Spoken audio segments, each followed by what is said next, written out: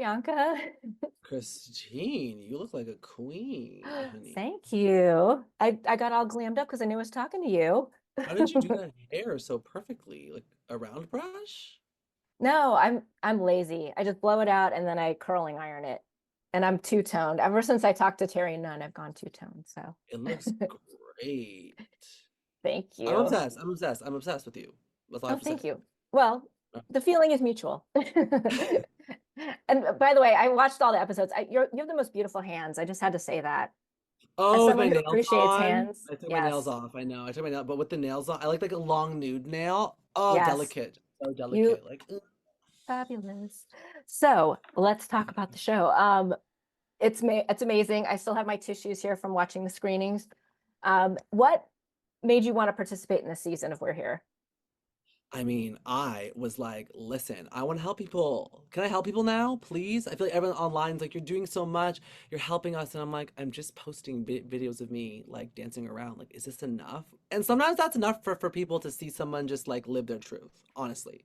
But for me, I'm always like a yes and person. I'm like, okay, so I'm doing this already. Like, what else can I do? So when the opportunity came up to meet with the creators, Johnny and Steven, just to kind of like do a temperature check, I was like, this is it. It's gonna happen. I know it's gonna happen for sure because like I love drag. I love that you know, I say my drag superpower is the ability to make everyone feel like I'm their best friend because like I love everybody. I really do. I want everyone to feel loved and beautiful and sexy and gorgeous and happy to be who they are because like life is hard enough and we always coming up in kids television and going through that route of things and always feeling like I had to impress people and like okay, like should I be more like this to impress them, should I be more like this to get the job, like I don't want to come out as gay because I might not get my kids TV job. Like nowadays I'm all about like how can I make people feel like they could be 100% themselves to get the job and or the experience that they want. So I feel like being on the show was an honor to be able to keep spreading that same message. So, how is what you experienced on the show differed from how drag is perceived in like Canada, where you're from? It's funny. Drag is perceived exactly the same in in Canada than it is in the U.S. People in America tend to think that Canada is like rainbow land. They're like, oh wow, it's like must be perfect up there. And there's a lot of great things in Canada that have been done. But whenever there is a lot of hate in America, it ripple effects up to the Great White North. And I think like it was nice to have that perspective to show people the reality, to be like, it's happening here too, sis. Like, I get it. Like, ticket sales are low on drag brunches and drag shows, and if they're low, then people are protesting them. If there's kids there, it's even worse. And I went to a Pride in Whitby, Ontario, where I'm from, and I couldn't believe that there was a Pride in my hometown. And then I looked over, and there was just a bunch of protesters just standing there screaming, and I was like, wow, even in Canada, this is happening in my hometown where I'm from. Everyone's like, oh my God, Priyanka, like you're from here. You're one drag race. You're our hometown hero. And even in that hometown where they're so able to celebrate their favorite queero, there's still protesters being like, God hates you, but take the wig off. And it's just very sad. So, you know, Well, I am from the South. I'm in Atlanta, and you were I in was two of the there. most like you were like in two of the most like turbulent areas of the South in Tulsa and in Tennessee. Like, what surprised you the most while you were filming there? I was surprised how real it all is. I'm so used to seeing all this like hate online. You just kind of like scroll on TikTok and that's kind of like all you see are like, yeah, yeah, yeah, same old shit. Someone complaining about gay people again, whatever. And then when it's there looking at you in the eye, you're like, oh no, this feels crazy. I feel crazy. Because you live in a bubble. Like you win Drag Race, you're around all this queer joy, you live in a bubble. And then all of a sudden you're like, oh my God, people actually think like this.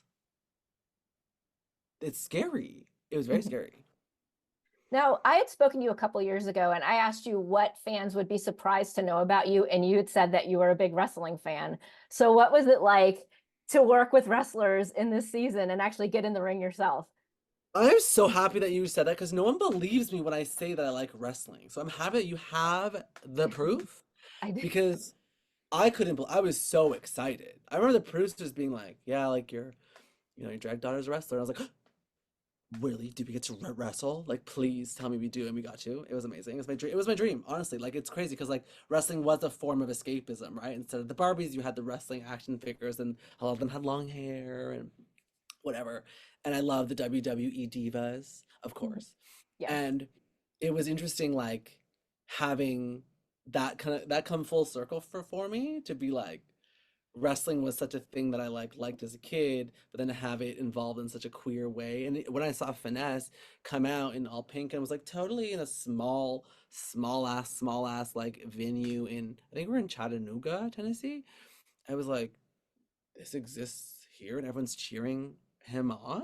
Wait a minute. I actually reached out to Trish Stratus, who's a very famous Mhm. wrestler, and I was like, my drag daughter is a wrestler. Can you make a video? And she sent me a video for him. It is the most iconic thing ever. Like to have a real WWE wrestler support for my Mhm. drag daughter in Tennessee is like the best. Like all my dreams were coming true. That's awesome. Now, the Mhm. people that were on the season, I love that we had 3 episodes with each of the cities. So we really got to know people. Like, who was your favorite person to work with out of all the Oh, people on this season? I would say John. I honestly was I spent a lot of time with John, like more time than I had with Princey, more time than I had with Chris and Brian even. And I was very shocked to like learn the behind the curtain of such a big personality. But I remember being a John. I remember being the loudest in the room because I was going through the most pain.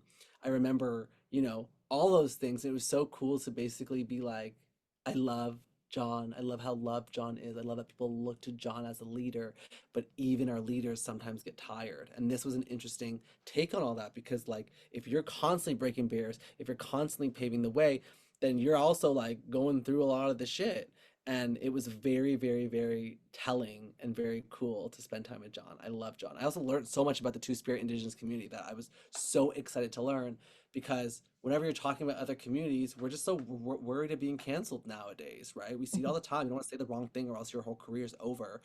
So I was like, how do I learn more? And I called Alona Verley from Canada's Drag Race, and she helped me out on so much. And John was so patient. I was like asking questions. We got 2 Indigenous dancers to be her backup dancers, and she got to wear her regalia on stage. Like it was just a beautiful, beautiful story because I really wanted people to see themselves on American TV. That was my whole goal. I was like, how do I take these things and put them on American television, like HBO? Like Mhm. you're telling me you're going to see a Bollywood performance by me and a Indigenous Two Spirit performance by John on HBO? Come on, it's Exactly. iconic.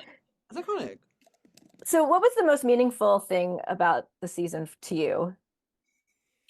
I think those things that I just talked about, like having my whole thing. I remember being so celebrated for my drag race runways when I wore Bollywood stuff, and I was like, how do I create these moments for people to see and also to experience? Like I remember how beautiful I felt when I wore that thing, like with Chris, like, he went viral from a dad hug TikTok. So I was like, I want him to bring that to the stage and him to be able to celebrate that success. It's a huge deal. And for Princey, I was like, I need to create like a wrestling number where he like punches us out at the end because like he's become the queen. He doesn't need the mama anymore, the mentor, because he's grown. The bird has left the nest. And then same thing with John. I was like, I wanted people to feel these stories come to life. I think that's what I'm most proud of for sure. Now, you got to perform your song Country Queen on the I did show. in Tennessee. Come on. What was it like beating Beyonce to the punch with that song? Because I know it came out in 2021. Thank you. Thank you. It was cool. It was really cool. I mean, I'm like, it's crazy. Like, a lot of people have told me about this, and because of Beyonce's release, Country Queen streams are up. And it's really, really, really cool to be hearing country music by brown, black people, like, and even Tanner Adele, who was on Blackbird with Beyonce. She's one of my favorite artists ever, and we've become like DM friends where I've like taught her how to put on wigs. So imagine to my surprise when she was on a Beyonce song, I was like, wait a damn minute. So it's really cool to see like different genres and different types of people performing all the same things that technically our brains go to be like country means white people, country means the South, but like you have this like Indo-Caribbean brown drag queen has a song called Country Queen. You have like Beyonce and Tanner who are black, they have country music. It's like really, really cool light that like you could be any kind of queen you want to be, which is what We're Here is about, which is what Country Queen is about, which is like the most exciting thing. So what are you hoping that people will take away from this season? I'm hoping that people take away how to navigate a hard conversation with an opposing voice, honestly. Like there's joy, there's representation, there's entertainment that's going to happen, but the one thing that I took away was like, oh, I learned how to have a hard conversation with people. I learned that sometimes people are stubborn and that like arguing and raising a voice and being frustrated isn't going to solve anything. I've learned that coming with facts, coming with history, coming with certainty is what helps you feel accomplished as a queer person, and that's enough for you to stick up for your community. Yelling, screaming, reading, being yelled at is not what we need to do. It's about patience, it's about standing your ground, and it's about, finding community like yourself to feel that joy with. That's what I'm Now, hoping. And I also want people to see how much of an icon I am, of course. of course. Now, my Like, last question is, would you want to do another season of We're Here if you were asked? I absolutely. like to, Absolutely. I didn't realize that we're literally like choreographing and we're literally like with the drag daughters all the time. Like I love how non-performative the show is. Like I at first I was like, wait a minute, I gotta go pick up my drag daughter and take her to rehearsal. What the fuck? But I love that it was real. I love that it was so real. Everything is so performative these days, and people telling fake trauma stories for TikTok likes and all that bullshit. Like I love that the show was just like so fucking real. So absolutely, it's so grounding. It's such a thrill, and it's if we win an Emmy, it's one notch to my EGOT. So well, there you go. You're on your way. I'm on the way. So, so thank you so much for talking to me again. And I love the new single, by the way. We posted the video on the site last week. So looking forward to more Yay! music and Thank you things for from that. you.